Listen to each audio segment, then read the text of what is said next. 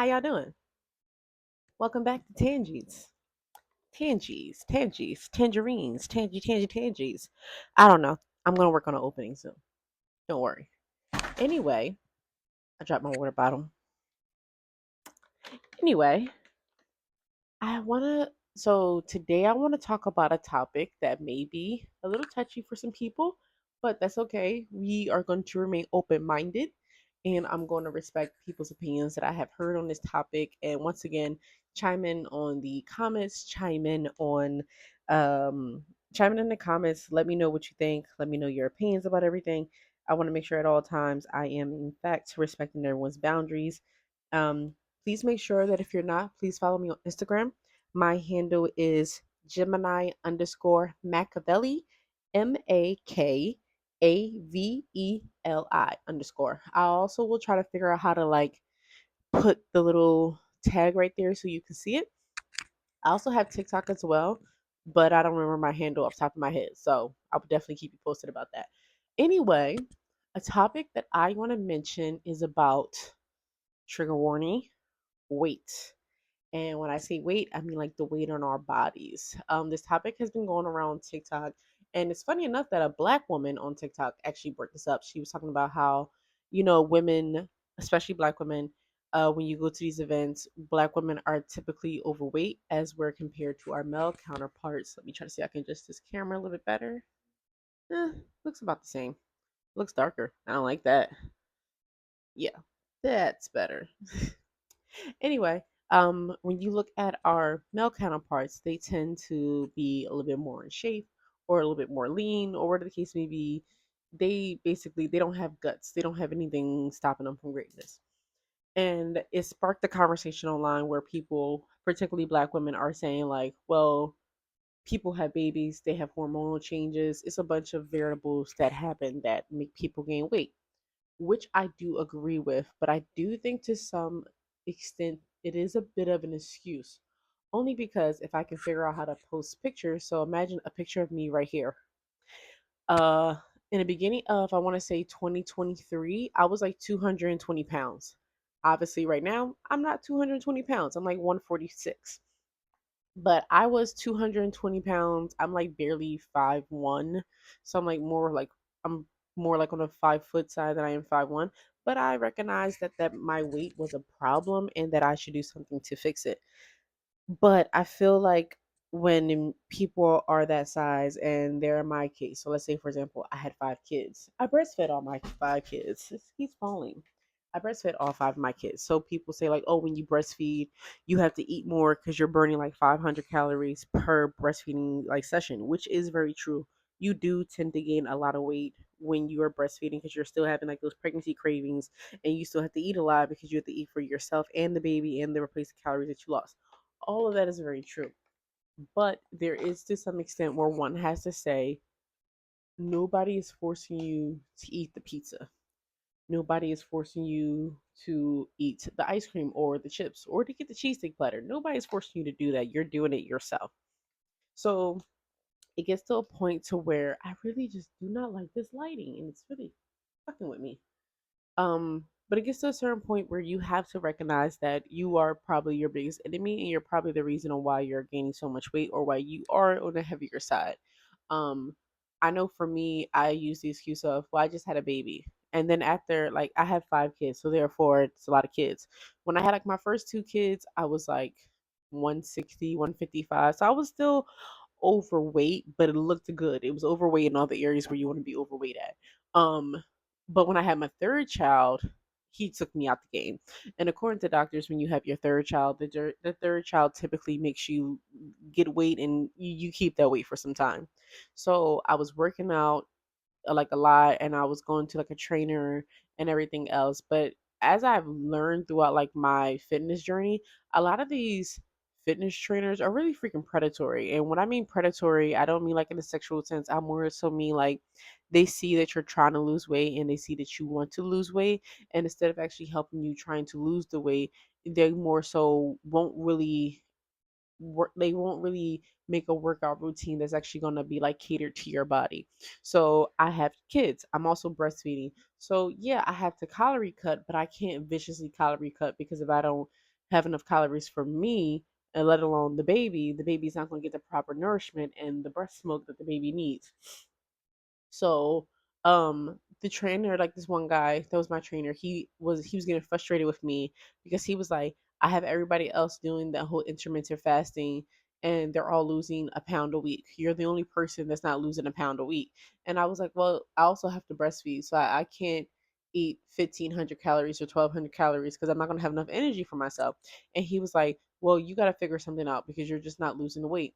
So I got really strict on myself. So where I lived like maybe like walking wise, like 10-20 minute walk from like the Planet Fitness. I will walk to the Planet Fitness. I will work out for like an hour and then I will walk back home. So I'm basically doing like an hour and a half, so like 90 minutes of a workout.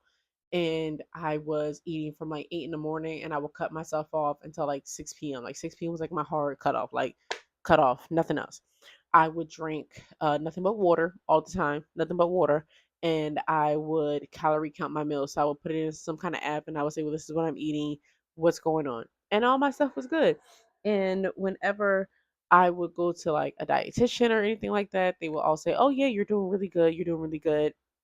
You should be losing weight. Like it sounds like you're eating 1,500 calories. But even they were kind of like, but you're breastfeeding. So you have to eat something. You just can't eat 1,500 calories because your baby needs the nourishment. And that would be frustrating because it's like I can't lose weight if I don't cut my calories. And I was not losing weight, I was actually gaining weight. So I know for a lot of black women, it's like, you just had a baby. You're trying to get your body like in some kind of like back to normalcy because after you have a baby, your body goes through a level of shock or trauma. Like giving birth is trauma. That's why whenever like after you have a baby, like for those who have had babies, you've noticed like that first day or two or maybe even 3 days, the baby is asleep. The baby doesn't need to sleep. When you're at the hospital, you're like, oh, this is such a well behaved child. This is so good. And then when you get home from the hospital, or like the day three, if you had a girl, because girls only stay in the hospital for like a day, boys stay 2 days because of circumcision. Um, when that happens, the baby gets out of shock. So then the baby is up. So then the baby is wired. And the baby cries. The baby's hungry. The baby wants to be changed. Sometimes the baby just want to be held because they've been in your womb for like 9 months and they don't know anything else. So then you're kind of like in a haze of just trying to adjust to now this new little person has all these demands on you. So you're kind of trying to figure out like how do I balance that and trying to eat. And a lot of times when you're going through that, it is easier just to be like, I'm gonna call takeout. It is easier to say, I'm just gonna get DoorDash. It is so much easier to say that because then you don't have to sit in front of a freaking stove and prepare a whole meal. But then again, it is also just as easy as it is for you to get DoorDash. Now, hindsight, looking back, you could say, I can do that, but I can also order like if you're gonna order like Cadobo, you could order a vegan bowl, like the Impossible Meat option they have. Don't sleep on the Impossible Meat. The Impossible Meat is actually really good. It really does taste like beef. It tastes like no different. I promise. Scout's honor, it tastes so good. Um, you can get that, and instead of doing like a wrap, you can do a bowl. Instead of having like the beans and the rice, you pick which one you want. Do you want the beans or the rice? You can't have two of the carbs. You got to have one. So if you want to pick one, I would say pick the rice. You know what I mean? Like there's things that you can do to make it healthier for you. Sorry about that if that bothers you guys. There are things that you can do to make it healthier for you. You just don't have to stick in the unhealthiness. And I feel like a lot of times people just say like, well, there's nothing but unhealthy things in my community. That's the only option I have. There are things that you can do to make your food selection healthier. And I know for mothers, it's all about the quick and easy, quick and easy, quick and easy. Like I know when I had like my first child, thankfully I had a great family that was supportive. My aunt, she basically, I jokingly say she kidnapped me because I gave her the keys to my house and I said, hey, listen, can you get the car seat for me? But then she called my grandmom and said, I just don't feel comfortable with Nick being in that two-story house by herself with that newborn baby.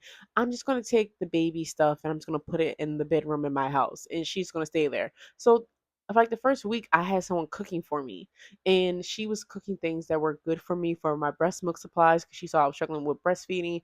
I had a great support system. And then like my second go round, I just wasn't hungry after birth. Like I was hungry, but I had a really great supply because the nurses down there, like the lactation coaches, they were really good at just telling me like what to do and how to eat better. 1 second, got to take a water break.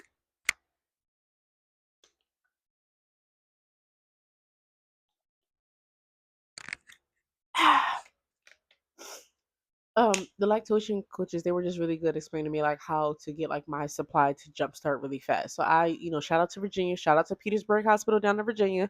They were really good at giving me that help that I really needed. By the time I had my third baby, at this point I'm kind of like a pro. I know how to make the breast milk come in. I know what kind of foods to make, and it keeps falling. I was a little bit more prepared, and my ex or my kids, the father of my all five of my children, my ex, he was cooking. He knows how to cook, and he was making good money to where he could get like he could buy meals, and he was buying stuff for the kids that I wouldn't eat. Like I'm not gonna eat McDonald's. Not my. It's not really my favorite thing to eat in the world. So, but he would order me Chinese food. Now that's Chinese food is my weakness. I can eat that all day, every day. It does not matter the time, the hour, the season, whatever you want to call it. I can eat Chinese food. I can eat Chinese food any time of the week. It does not matter to me at all. If you hear my kids crying, it's because they're fighting. So hopefully you don't hear them fighting in the background, but their dad has them. Um, I can eat Chinese food whenever. But he was still giving me like healthy food options because I was telling him like before, like I want to have fruit in the house and I want to eat baked chicken and I want to have all this stuff. So he made sure I had all that stuff. And when your cravings start kicking in, you don't want none of that shit. So I get it why black women are like, losing weight for us is hard. It's harder for us, but it's not impossible for us. It's really just having to be determined of what exactly you want to eat. Prime example. Um, I know in a lot of our communities that are predominantly black, predominantly poor, people say we're like food desert communities, meaning that there's really like no real healthy like food options. It's nothing but like corner stores, poppy stores, bodegas, whatever you want to call it, or like Chinese stores. It's a whole bunch of unhealthy food options, and one could say like, well, like for example, excuse me, you're a single mother of two and maybe your food stamps allowance is not a lot. Maybe let's just say you get like 500. Let's just put a rough number out there. If your kids are under a certain age, they're not going to eat a lot of the food that you have. So you can really do it like, and when they're young like that, yeah, they're picky. So maybe you can do like half and half, like 250 stuff for the kids and 250 for you. Now, if your kids are some chicken nugget, oven pizza eating kind of kids, you as the adult are not going to want to eat that all the time. You're just not. So you can get like some chicken breast and you can make some chicken breast with like some jasmine rice. Jasmine rice is really good. Some jasmine rice and some broccoli. The way how my doctor said was pretend that it's a plate like this. You want if you cut the plate in half, so imagine you cut the plate in half. You want half of the plate fully just vegetables. And then the other half you want to cut that in half. And then you put your carbs and then you want your protein or your meat. So, and also for people wondering, the better carb to have is potatoes. Potatoes is a healthier starch to have. And if you're going to do potatoes, do sweet potatoes. Those are also really, really good for you to have in your body. So it may be harder for you to figure out like, how can I have like healthier food options? But you can like do like that. You can do small little things like whenever you make spaghetti, there's in the market they have like protein noodles. The protein noodles taste no different than from regular noodles. You really cannot taste a difference. I would not lie to you. Anybody that knows me knows that before I lost all this weight, I was a big girl. I was two something, so you had to do something to get all of this. Anyway, um, yeah, protein noodles taste no different than from regular noodles. So you can still have your spaghetti. You can still have the ground beef with the whatever sauce that you decide to use, and boom, you won't gain weight at all. Actually, like I eat that, and I still either maintain or I lose my weight. But also keep in mind I also back in like in 2023 when I saw that I was super big without my clothes on, literally double the size I am now, I was like, well, let me talk to a doctor. I go to Jefferson Hospital, so I found a weight loss doctor or an endocrinologist is what they're typically called. And I spoke to the endocrinologist and he said, well, your habits kind of sound like you have an eating disorder. And I was like, I don't think I have an eating disorder, but I do have this thing where if I make a plate of food and the food and I eat it and there's some food left, I feel guilty that I'm wasting the food. So I force myself to eat it. And he's like, that is a form of a eating unlike disorder. And I started to notice, like, as I was going through my journey, a lot of people in my community, so in the black community, we do suffer from this. Like, for example, I always say this, like, like maybe like three or four examples. You have the people who are like, okay, well, you grew up in a kind of household to where your mom or dad had a very limited food budget. So let's say your mom and dad said, we buy food in the beginning of the month, and whatever, we buy, make that stretch for the whole month. So they buy, like, the chicken, the roast, and all that stuff. And then at the end of the month, there's just ramen noodles, Vienna sausages, Chef Boyardee, canned beans, stuff like that. Usually in the beginning of the month, you're going to eat all the good shit fast. You know what I mean? Like, because it's the good shit. You're going to want to eat the turkey chops before you eat fucking can of beans. That's just that's like a no brainer. So when you eat all of that, you have nothing but bullshit left. So your brain subconsciously, you grew up in a kind of household to where when all the healthy shit was like gone, that was just it. So of course, naturally, you're going to want to eat everything really fast. And then once it's gone, you're like ramen noodles packing it up. Or you have the kind of household to where your mom or dad or grandma whomever would say you have to eat everything on your plate. So whatever plate size you decided to make, that is what you are going to eat. Now, if you grow up with a big mama, so if you ever seen soul food, big mama gonna make you a big plate, and you gotta eat everything on the plate. So then you grow up, you go out to eat with your friends. Let's say if you go somewhere it's like all you can eat, or you just get a platter, or whatever the case may be, and you have your platter of food, but you did not finish all of your food. Subconsciously, you're gonna be like, I have to finish my food. So then you end up having a very unhealthy relationship with food, because even if you're full, you feel like you're full. You feel like if you eat another bite, you're gonna throw up. You are still forcing yourself to eat every little thing on your plate, which is not good for you long term, because you're not really helping anybody, especially not yourself. Or you have the situation, like I know I have this. Like whenever I'm bored or I'm doing like a task and I have like a big bag of Doritos or like goldfish or whatever, I just mindlessly just eat. I'm not even thinking about it. It's just naturally, my body just naturally just gravitates to it. That's also a problem, because now you're not being conscious of, you're actually full and you're just eating. You're not hungry. Your body does not desire or crave this food. You're just eating just because you're eating. That's also a very unhealthy pattern to have, because it's like you're not conscious of what you're doing. It's almost like you're going on airplane mode and you're just eating.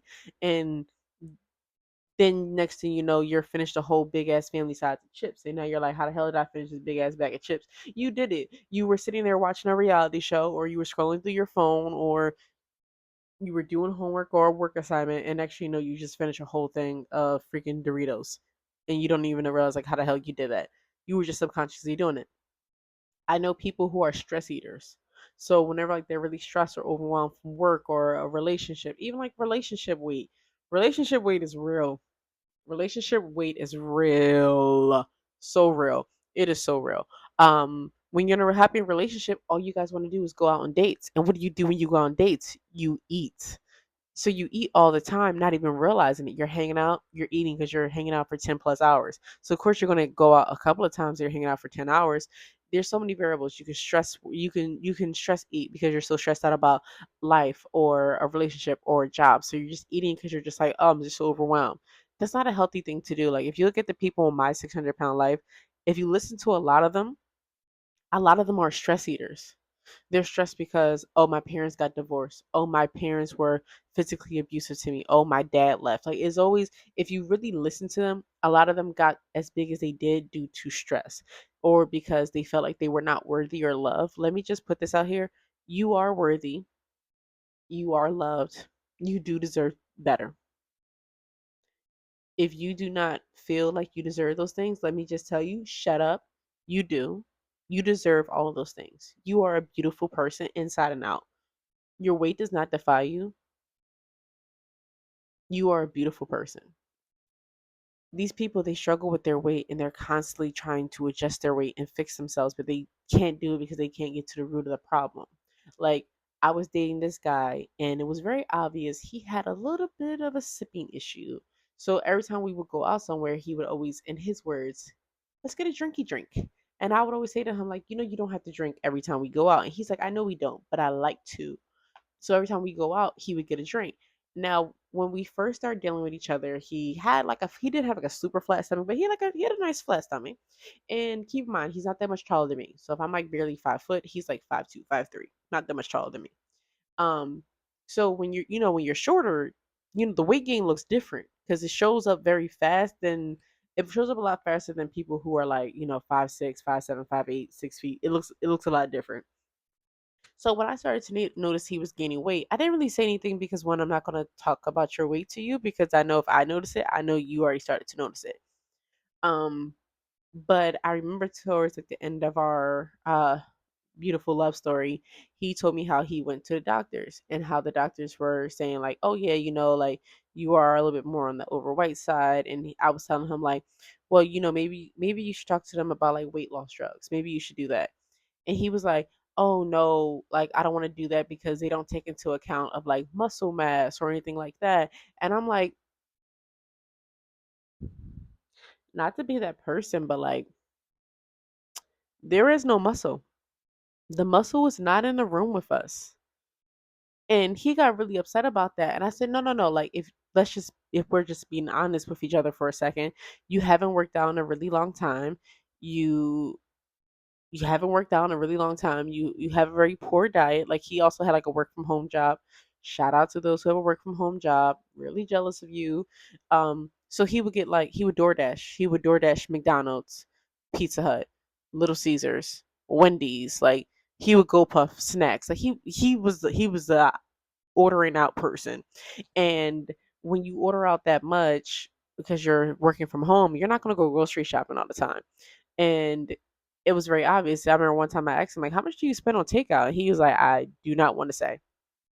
He's like, because I know it's a lot of money and I would probably be ashamed of myself, which he was probably very right in. He probably would be. Um, but yeah, he would always like get takeout. He would always order out food, and he would be living his best life. But it wasn't until he realized that he was a weight that he deemed very undesirable. And I remember one time me and him were talking, and I was like, oh wow. He was like, what? I said, I just now noticed because I really got a good look at you. You've gained a considerable amount of weight. And he was like, what's a considerable amount of weight? And I was like,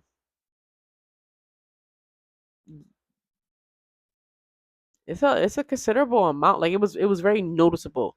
And obviously he was very subconscious about that. And I try to like, say like, oh, but I'm still very much so attracted to you and everything else. But he was not happy with his body. So obviously he's going to be a little bit more harsher on himself. And he did not need me to like to remind him that like, hey, you're getting overweight. I mentioned that to say weight blindness is very real. I feel like let me just adjust this camera just a little bit. Um, I feel like in the black community, weight blindness is a real thing. So meaning when I was 220 pounds, when I would look at myself in the mirror, I would say, I mean, I know I'm bigger, but like your girl, like your girl look good. Like I'm thicker than a Snicker. I'm thicker than a bowl of oatmeal. Like I'm thick. But then when I see photos of myself, especially those off guard photos, whoo child. No, no, no, no. There was nothing thick in the room with us. His belly was hanging over. I I had like 8 chins. I was very much so overweight. Yeah, I was a big girl for real. And I say that as somebody who, if you knew me when I was like a teenager, I was always very skinny. Like I was skinnier than this. Like I'm 20 pounds away from like when the weight I was when I was like 15. And right now I'm like 146.3. I'm the weight that I was right before I found out I was pregnant with my first child. So I was like 19 when I had him. So I'm at like high school weight basically. And I'm still technically overweight according to my doctors. But anyway, weight blindness is real. Like you don't realize how much weight you have gained literally until you either see a picture of yourself all off guard, or if you do like one of those like 10 years difference kind of photos and you find a photo of yourself from 10 years ago and you're like, oh child, I did get bigger. And as women, we have the excuse of like, oh, we have babies, oh, we have hormones like periods and stuff like that, or oh, we're just grown women just gaining weight. Or it's like, we have underlying health condition, PCOS, endometriosis. There's a lot of things that women can say as like the reason why we gain weight, which is true. All of these things are very true. But doctors will also say, and I know in my community, we hate to listen to doctors, but the doctors are onto something when they say You can have all of these health issues, but you can also manage these health issues by managing your weight. Your weight, you'd be surprised how the moment you get your weight under control, all of your health issues would disappear. Like when I was like 220, I had this horrible radiating knee pain and this horrible back pain. I know it doesn't seem like it, but if you kind of like look, I have like I don't have like giant boobs, but I have like D cups. And the only reason why I have D cups is I had a reduction. So before I had my reduction, I was like a 36H. I'm gonna try to see if I can get like a picture, like if I do this, and you can see like a photo of me. I had really big boobs, and that was just naturally genetics. It wasn't because of pregnancy. It was just I was just naturally that girl. And I got a reduction because once I got to like 175, I told my doctor, I was like, I'm losing a lot of weight, but I have these really big boobs, and I have a fear that if I drop down to like 140 something, 150 something, my body's gonna look weird and it's gonna make me feel like I'm still fat. And my doctor gave me the recommendation to get a reduction, and I got approved. So if you want to get the reduction to make yourself feel better about yourself, I say do it 100%. Um, but anyway, yeah, black women and black people in general, we have the excuse of like, well, genetics and all this other stuff. But like it comes to a certain point, and the reason why I mentioned the guy who I used to talk to is like it comes to a certain point that we have to start acknowledging that we are the problem. You're overweight because you are constantly every day making poor eating habits. No one told you to get that poppy store platter. No one told you to eat that McDonald's. No one told you to eat that whole box of pizza by yourself and then just sit around the house all day. No one told you to do that. You consciously to yourself decided to do that. And that's where the issue lies. You're not instead of you eating like a slice of pizza. I'm not saying like deprive yourself of food, but like after you've eaten that slice or two of pizza, go outside, go for a walk. I'm not even saying go and lift weights. I'm saying go for a walk. Go for a walk. Go for a walk around. Instead of drinking like that 2 liter Pepsi, guilty, drink some damn water. Drink a green tea. You'll be so surprised how quickly that weight would just slide off if you just make these very minor changes. It's I'm when I say minor, I'm not even saying nothing crazy. Like instead of having the fried chicken, you can have baked chicken or grilled chicken. I know it may not be good, but there are sauces that you can use that are good. There are so many alternatives that you can do, and I feel like as black people we use the excuse of being thick as the excuse of like why it's okay for us not to lose weight. You should not be 5'1", 220 pounds. You should not be below 5. Honestly, you should not be below 6 feet hitting 220. You honestly shouldn't. I don't care how tall you are. I don't care how the women or men in your family are built. It's insane, especially when you're short like me. Having all of that weight looks crazy on you. I'm trying to tell you. When I look at photos back when I was 220 compared to photos now, like I still have like a little tiny pouch because I have like kids, but I know that, and for me it's not even like it's like fat at this point, it's just skin because I've lost so much weight. And it's that much weight because I've lost like I was 220, I'm now 146. I roughly lost like 70 something pounds. That's a lot of weight to lose. That's a lot of weight to lose, especially in like a 2 year time span. And I'm not saying that I did this surely off of just working out and that's the only way how I did it. No, I lost this weight because I not only did I work out, but I also changed my diet. I changed my poor eating habits. So even like let's say like I took weight loss drugs. At first I was on something called fetramine. Hopefully I can get like a little thing that spells it out. That my endocrinologist offered me, or my weight loss doctor offered me. He offered me fetramine. I was on fetramine for like I started in January. I got off in like September. So like 8 months of that. And when he saw I was doing good, he offered me Wegovy. Once again, I hope I can figure that out. He offered me Wegovy. I've been on Wegovy ever since. He started me small, and then I got to like 1.75. And he refuses to bump me up to 2 until I say that I'm working out a little bit more, on more like of a regular schedule. But I used that weight loss drug because I saw that something's going on in my body that I can't figure out. So now I'm gonna take this weight loss drug. And it does help. It does help because when you're on it and when you find yourself eating like a regular plate of whatever you're eating, you can physically feel yourself get full, and you can physically feel yourself saying, if I eat another bite, I'm going to throw up. You want something that's going to do that. You want something that it it throws off the sensors in your brain, like you're full, you're satisfied, you don't need anymore. And another thing that I learned too on my weight loss journey that a coworker of mine told me, shout out to Evelyn, love you girl. She said to me, she said, a lot of times people don't recognize that they're hungry or that they're thirsty because the sensors in our brain are the same two functions. So a lot of times when you think you're hungry, you're not hungry, you're just thirsty. Which is why a lot of times doctors will say, like, if you still feel like you're hungry after eating a full, satisfying meal, drink some water to see how you feel. And if you're still hungry after you drink that water, then you actually eat something. But if you feel yourself being full afterwards, you were just thirsty. That is something that I learned years later. Like, I'm 30 and I learned that at like 28, 29. That's insane to learn that late into the game, that a lot of times you're not hungry, you're just thirsty. But your brain just can't tell the difference because every time when you thought you were hungry, you just ate food, but really in reality, you were just thirsty. So I feel like as black people, like, yes, is there a lot of underlying health issues? Is there a lot of systemic racism working against us? And that's why a lot of us are overweight. Yes, but when you walk into a food market, what's the first thing you walk into? Produce, fruit, veggies, fresh veggies. So not the frozen shit, but you actively go out of your way to go around all of that and you go to the bullshit. You go to the overly processed stuff. And even in America, our food is heavily processed. Like, a lot of things that we eat in America is banned in other countries. Like, they don't have that shit there. Like, or like they change the ingredients. Like, KFC over in Japan is not the same KFC that you have in America. Um, Mountain Dew is banned in Europe. Frosted Flakes banned. It's a lot of our cocoa, like I think the Fruity Pebbles cereal. A lot of that shit is banned over in the different countries because they know how unhealthy that shit is. A lot of the ingredients that we use, like Red 40, Yellow 5, banned. Corn, all that shit banned. It's not allowed. It's not allowed over there. So a lot of our food is contaminated. And yes, it may cost a little bit more for you to have like healthier food options. But would you rather have healthier food options, or would you rather be told at 32 you have type 2 diabetes? Would you rather be told you have high blood pressure? Because before me, I was on the verge of having diabetes. My sugar was always super low. Like, my doctors were always concerned for me. I had a lot of health issues.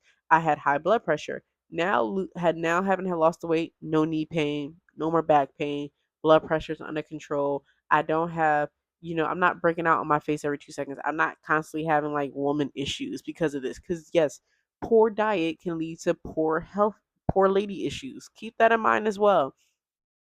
Even for men too. Because men, keep in mind, if we have it going on, y'all have it on y'all skins too. So like, you can't be drinking liquor every day. You can't be having McDonald's or Wendy's every day. You can't be doing all that plus drinking, plus smoking weed or smoking cigarettes, black and miles, whatever, and then expecting to be a size 2. It does not work on that. Keep in mind of your genetics. One of the things that my that doctors have always said to me is, and just like I've learned in life, look at your mama. Look at your mama. Ignore the fact that your mom got a fat ass. Ignore the fact that your mom got all them hips. Ignore the fact that your mom got all them boobs. Look at her actual mid area, like her stomach area. How does that belly area look? Because a lot of times, how your mom looks will determine how you would look 20 plus years in the future. It's not always guaranteed because sometimes we pull more from our dad's side. But look at how your mama is built. If your mom does not have the best body, that's where you are headed. So you have to be mindful of the things that you eat. And keep in mind, when you get older, it is harder to lose this weight. It is way harder to lose this weight. As where when you were like 18, 19, 20, 21, 22, I would say like by the time you hit like 25, it's really easy for you to lose the weight. You lose the weight just by breathing. But when you hit 25 up, like between 25 and 29, that's when you start to notice the weight's not coming off as easy. The weight's kind of actually holding on a little bit harder. And then when you hit 30, like me, you start to realize, oh, this weight's really not going nowhere. This weight is really holding on. That's when you get like the really big arms. That's when you get like the mid area, spread. Everything's getting bigger because your body is saying, well, you're not really doing anything to get it off, so we're just going to keep it on. And granted, I know I just said, oh, I'm on Wegovy, so everyone's probably thinking like, oh, you're cheating, you're cheating, you're cheating. One, you too could be on Wegovy. You too could be on Wegovy. You too could see a weight loss doctor. But if you don't want to do Wegovy, like for example, I'm slowly getting weaned off. So like my doctor is like lowering like my dosage. And I can now look at a plate of food and say, that's too much. Or I can like look at how I ate for the day and say, damn, I didn't eat well. I got to make sure like I get on my stair stepper for at least like 15, 20 minutes at a time. And I'll do that. Or I can say like, well, instead of me drinking this soda, let me drink this water. Instead of me doing this, let me drink this green tea. There's like small changes you can do in your diet to make yourself healthier, but people are constantly trying to say like, oh, there's no hope for me, I'm just always going to be like naturally big and all this other stuff because people in my family like, oh, diabetes runs in my family, high blood pressure runs in my family. Nobody runs in your family. Diabetes is not something that runs in your family. Your family ran to the diabetes. Well, no, they slow walk to the diabetes. You have to be mindful of your own, of your body. You have to be mindful of your family history. If you notice everybody in your family has diabetes, there's a reason why everybody in your family has diabetes. And it's not because it just so happened to hit them. They ate the bad food. Once again, look at the movie Soul Food. Look at the movie Soul Food. Big Mama. What happened to her because she won't listen to her doctors about changing her diet? She lost her leg and then she ended up dying. You don't want to be Big Mama. You don't want to be Big Mama. Change your diet. And by the way, this is a horrible movie because no one learned their lesson. And the word of boot and of the to honor the words of Riley from the Boondocks. No, is it Riley or Huey? No, it's Huey, where he said, "Yeah, nobody learned the lesson because after Big Mama died, they all ate the food that killed her." Be the person to stop it in your family. Be mindful that, yeah, this may not be like the best thing for me. Let me start making minor little changes. And I know going to the gym when you're on the heavier side is very intimidating. But think of like how fine you're gonna be once you lose all that weight. Like look at me. I think I'm fine as hell. But when I was like 220, I didn't feel that way. I felt very insecure going to the gym. But then I signed up for something called Solid Core. Now, solid core is a crazy, crazy workout. It's like Pilates, but on steroids. But it's something that I did that I really enjoy. I did it like once a week. Did it once a week, killed myself once a week, was sore for like 2, 3 days after the fact, but I kept going back because I was seeing results. You can do little things like walking around, get some ankle weights, walk around with that on your ankles and watch the difference happen. There are little things that you can do to help yourself lose the weight, but we have to now start taking accountability in our community about why we're just not losing the weight. And you just can't keep saying like, well, this is just how it is in my family. Be the thing that stops. Maybe this is like a generational curse in your family. And how about you be the one to break the curse? It's just that simple. Like minor changes. Instead of fried chicken, do grilled chicken. Um, Instead of rice, do sweet potatoes. You got a vegetable, you're not a fan of vegetables, make them into smoothies. Do like I did like a broccoli, kale, spinach kind of smoothie, and I would add like an orange or pineapple in it to sweeten it up. Do like little tiny changes and watch how you start noticing like little tiny changes in your body. If you're a big soda drinker, stop drinking soda, drink water. You'll probably lose 5 pounds off of that alone. If you drink a lot of alcohol, stop the alcohol and watch how quickly you drop like 20 pounds. Small little changes can make a big difference. You just have to be willing to make that first change. Also, do not get a personal trainer. I stand strongly in the belief of them being predatory. They're more harm than they are good. Do what works for you. Talk to a doctor and do what's best for you. Do what makes you feel comfortable. Don't listen to somebody else who's just yelling at you the whole time. Do what actually helps you. Talk to a doctor. If you want to get a personal trainer, that's fine, but work with a doctor because the doctor can look at everything else. Don't check your levels. Go to the doctor and say, what can I do about my diet? Because I also have a dietitian that I speak to as well. And by speaking to the dietitian, come here, Binks. It's my cat. Talk to the dietitian as well to see what you can do to like work out with your weight and make yourself healthier, because just depending on uh, a personal trainer to help you is never going to help you. So do what works for you. Don't listen to other people, but please, please, please, please talk to a doctor before you do anything. But to wrap this all up, it's been about 40 minutes and my kids keep interrupting me. If you're wondering why the edits seem kind of choppy, um one, just because you're black does not mean you have to be overweight and you just have to accept the fact that you're overweight. That's a stupid excuse in my personal opinion. Two, yes, there are things that are stopping us from greatness. I wholeheartedly believe that, but there are things that we can do to stop it. 3, make small little tiny changes in your diet and watch how quickly you see the change. 4, workout. I'm not saying go outside and bench press like 400 pounds, but walk around, get those 10,000 steps in. Don't even do 10,000, do 15,000 minimum. And I know for some people they say that's a lot. Get a stair stepper. They're on Amazon for like 40 bucks, very cheap. Put on the TV show that's like 40 minutes to an hour long. You won't even notice it at first. Do little tiny changes that's going to make you healthy. Cut the bullshit out your diet. Stop getting takeout. Stop eating chips and cookies and poppy star food. Stop drinking liquor every 2 seconds. There are little things that you can do that will make a big change. I'm not saying you'll be perfect in like 2 days, but you will notice a change eventually. All I say is do all this, but also be safe. Do what's best for you. Do what works for you, and watch how quickly you'll really start to love yourself. Because once again, let's say with us, you are worthy. You are loved. You do deserve everything in life and then some. Because say it with me, baby, you are gold. There is nothing in this world worth more than you. You are gold. You are titanium. You are pearls. You are everything and then some. Never lower your value for anything or anyone. But that first starts by you taking care of yourself first. You cannot love anybody or anything in this world until you love yourself enough. And that goes by taking care of yourself. I'm not saying be a size 2. I'm just saying be a size that makes you feel healthy and confident and that makes you go outside with your head held high, where you feel like no one or nothing can tell you anything about yourself. Remember, always love yourself first.